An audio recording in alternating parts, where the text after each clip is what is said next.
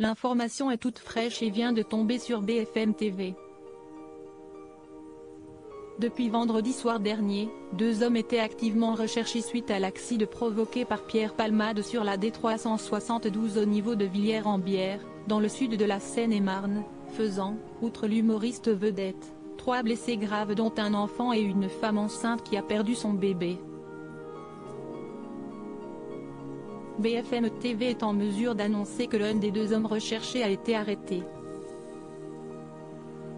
La police a arrêté cette nuit un individu qui serait l'un des 2 passagers de la voiture de Pierre Palmade, a dans un premier temps fait savoir Pascal de la Tour du Pin.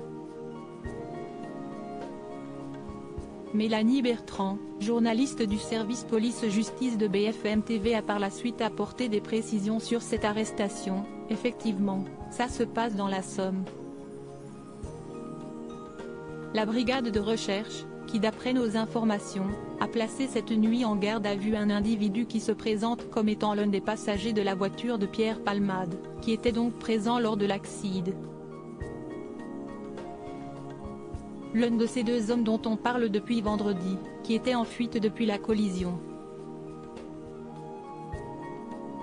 Les enquêteurs sont en train de vérifier la véracité de son récit, voir si ce n'est pas quelqu'un qui affabule, qui raconte de fausses informations.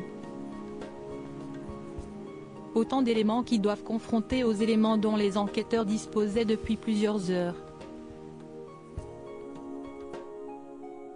En effet, hier soir, Camille Chaise, porte-parole du ministre de l'Intérieur, indiquait sur BFM TV que l'enquête connaissait des avancements, sans pouvoir en dire plus. Des éléments de preuve permettant de remonter jusqu'aux 2 hommes qui se trouvaient avec Pierre Palmade au moment de l'accident avaient été collectés. Peut-être grâce au téléphone de Pierre Palmade retrouvé dans sa maison de Villiers-en-Bière, Seine-et-Marne, suite à la perquisition qui y a été menée par les gendarmes de la brigade de recherche de Fontainebleau et qui a également permis de retrouver du matériel d'injection usagé, visiblement destiné à l'injection de cocaïne, des seringues, ainsi qu'un reliquat de produits liquides en cours d'analyse.